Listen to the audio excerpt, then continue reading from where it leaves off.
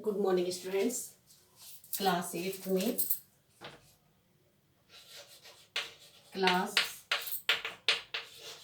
में हिंदी व्याकरण में पार्ट 3 शब्द विचार का हम आज व्याख्यात्मक अध्ययन करेंगे। इसमें आज आपका विषय है शब्दों के भेद, यानी शब्दों का वर्गीकरण हम समझ रहे थे। सबसे पहले हमने इससे पहले वीडियो में उत्पत्ति के आधार पर शब्दों के भेद समझे थे। आज हम व्युत्पत्ति यानी रचना के आधार पर शब्दों के भेद के बारे में समझेंगे। तो व्युत्पत्ति आपका है, व्युत्पत्ति मीन्स होता है बनावट।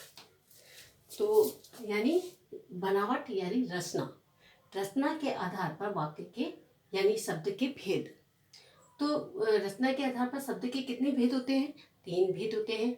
कौन कौन से हैं? सबसे पहला है आपका रूढ़ शब्द। क्या है? रूढ़ शब्द। सेकंड है आपका, दूसरा है यौगिक, तीसरा है आपका योग रूढ़।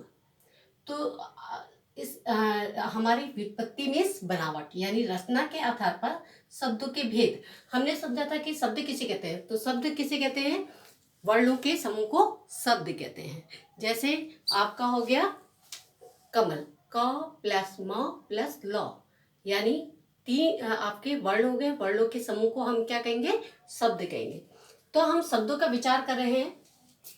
तो व्युत्पत्ति यानी बनावट के आधार पर शब्दों के भेद। तो सबसे बनावट के आधार पर यानी व्युत्पत्ति रचना के आधार पर शब्द के 3 भेद हैं, रूढ़ शब्द, यौगिक और योग रूढ़।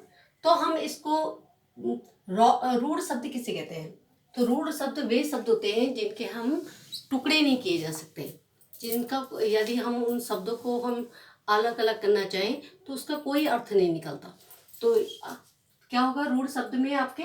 जैसे घोड़ा और मेज, हमने इनमें से घो और ड़ा अलग अलग इनके टुकड़े कर दिए तो घो का कोई अर्थ नहीं निकलता या ड़ा का कोई अर्थ नहीं निकलता।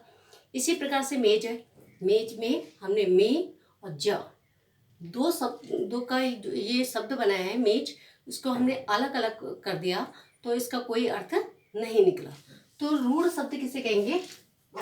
जिन शब्दों के यानी शब्द के टुकड़े करने पर कोई अर्थ नहीं निकलता उसे रूढ़ शब्द कहते हैं। अब है यौगिक। यौगिक किसे कहते हैं? यौगिक वह आपके जो 2 शब्दों से मिलकर बनते हैं। 2 शब्द कैसे हो गए आपके? जैसे विद्यालय। अब विद्या प्लस आलय यानी विद्या, आलय मीन्स घर, विद्या का घर। तो आपका विद्यालय तो आपका क्या हो गया? 2 शब्दों से मिलकर बना है। जो 2 शब्दों से मिलकर बनते हैं वे यौगिक शब्द कहलाते हैं। जैसे आपका टिकट घर, टिकट और घर क्या हो गए? 2 शब्द हो गए। 2 शब्दों के मेल से क्या बना? टिकट घर। इसी प्रकार से आपका विद्यालय हो गया। तो यौगिक शब्द वे शब्द होते हैं जो 2 शब्दों से मिलकर बनते हैं। अब है आपका तीसरा योग रूढ़। योग रूढ़ किसे कहते हैं? वे शब्द जो 2 शब्दों के मेल से किसी अन्य विशेष अर्थों को प्रकट करते हैं, उसे योग रूढ़ कहते हैं।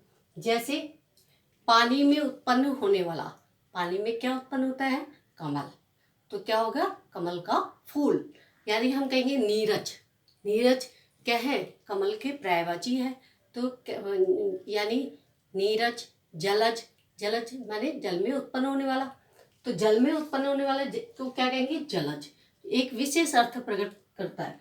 तो ऐसे हो गए चौपाया। चौपाया मीन्स 4 पाए यानी 4 पैर। तो 4 पाए पैर हो गए आपके चौपाया। तो ये आपका क्या हो गया? एक विशेष अर्थ प्रकट कर रहा है। तो ये आपका योग रूढ़ हो गया। तो आज हमने बच्चों क्या शब्द विचार में दूसरा हमारा वर्गीकरण था आज व्युत्पत्ति रचना के आधार पर शब्दों के भेद। तो व्युत्पत्ति रचना के आधार पर शब्द के कितने भेद हमने समझे? सबसे पहले रूढ़ शब्द, दूसरा यौगिक, तीसरा योग रूढ़। रूढ़ शब्द किसे कहते हैं? जिसके टुकड़े नहीं किए जा सकते और टुकड़े करने पर उनका कोई अर्थ नहीं निकलता हो, तो ये होते हैं आपके रूढ़ शब्द, जैसे घोड़ा, मेज। सेकंड है आपका यौगिक। यौगिक किसे कहेंगे? जो दो शब्दों से मिलकर बनते हैं उसे यौगिक कहते हैं, जैसे विद्यालय और टिकट, टिकट घर। अब है तीसरा आपका योग रूढ़। योग रूढ़ जो दो शब्दों के मेल से कोई एक तीसरा क्या है, विशेष अर्थ प्रकट करते हैं, उसे योग रूढ़ कहते हैं। तो बच्चों, आज आपने पार्ट 3 शब्द विचार यानी शब्दों का वर्गीकरण का आपने व्युत्पत्ति रचना के आधार पर शब्दों के भेद के बारे में समझा। आशा करती हूँ कि आपको व्युत्पत्ति रचना के आधार पर शब्दों के भेद समझ में आ गए होंगे। Thank you so much.